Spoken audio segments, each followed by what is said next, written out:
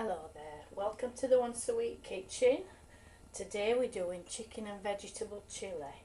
Now in the pan I've got 35 mils of cooking oil. I'm going to add in 4 crushed cloves of garlic, 4 level teaspoonfuls of chili seeds, but you can use chili powder if you like. I'm going to simmer these for 30 seconds just to cook the spices.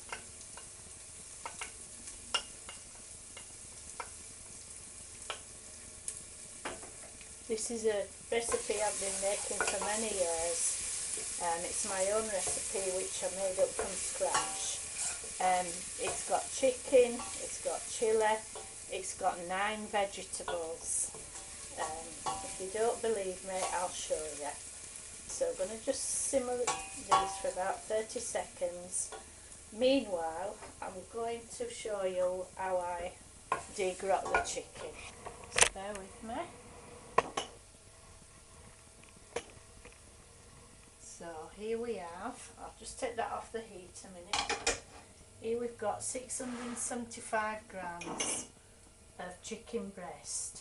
Now what I've done, I've degrotted it and cut it into bite-sized pieces. I'll show you what I mean by degrot.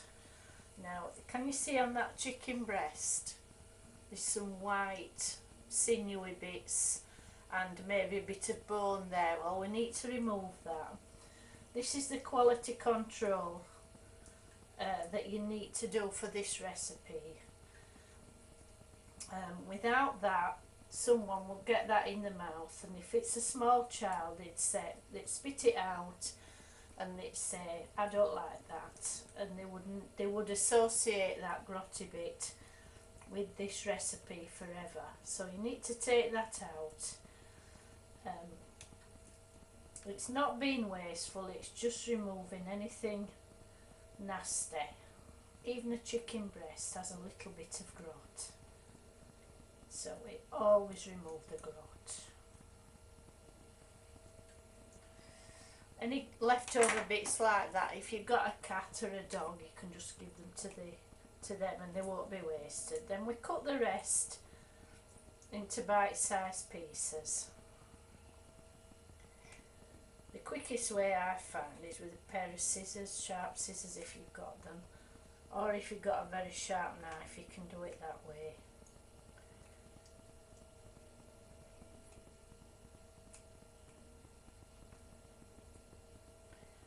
Actually, these scissors are not very good either,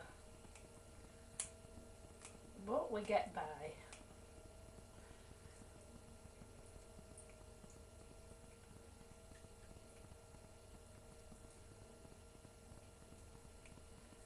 There, that's all chopped up now, so we're going to add this to the pan with the chilli and the garlic.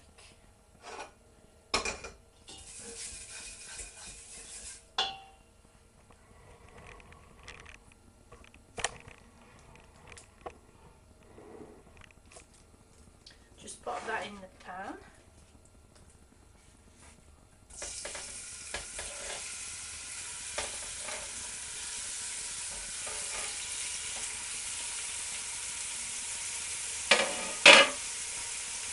Wash my hands now after handling the raw chicken. Very important, as you probably know, but it's always worth a mention.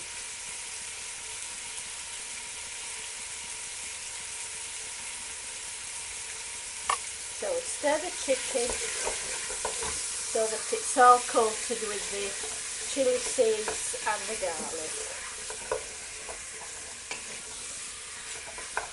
The idea is to seal the chicken and get it to change colour.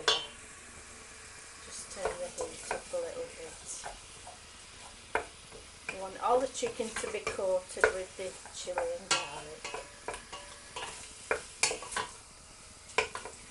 When it's finished, this recipe will provide 14 portions, and it's absolutely delicious.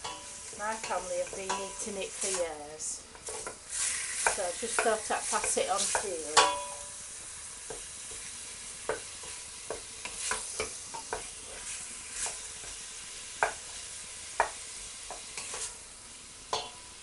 while this is cooking, I've got 5 tins of tomatoes here, which have been degrotted and chopped up.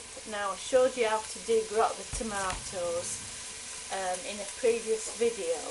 Now, I'll just show you here some bits that I actually got out of the tomatoes. Black bits, skin and stalks. So this is why we always have the quality control. We don't want that in our dish. We want the dish to be as good as it can be, and these quality control steps are important. You don't want to spoil your dish by cutting corners and letting these grotty bits slip through. So this is all changing colour nicely now. So what I'm going to add,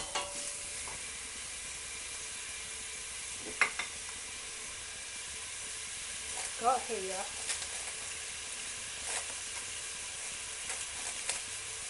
2 finely chopped sticks of celery and 2 finely chopped carrots. Chuck them in.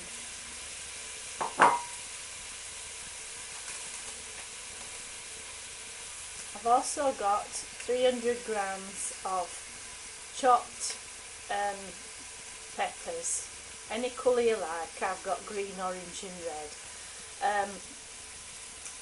I've shown you on a previous video how to take the pith out and the seeds.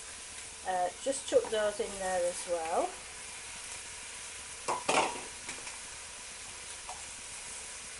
I've also got 550 grams of chopped onions. I've removed any yellow bits, which, as I say, I've shown you how to do that before.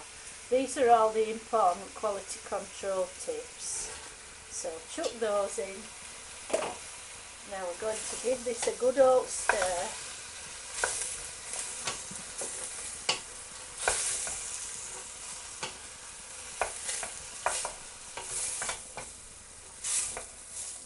The idea now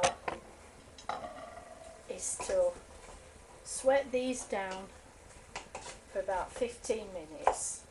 So I'm going to pop a lid on the pan and leave them for 15 minutes. I'll come back to you then. This has been simmering now and it's all beginning to produce liquid. The vegetables are softening, so I'm going to just add some salt and pepper and 20 grams of plain flour.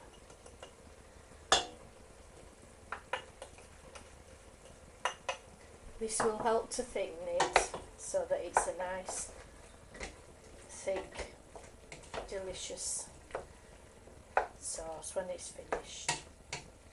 Let's give it a good old stir. Just to cook the flour for a few seconds. Now I'm adding in the tinned tomatoes.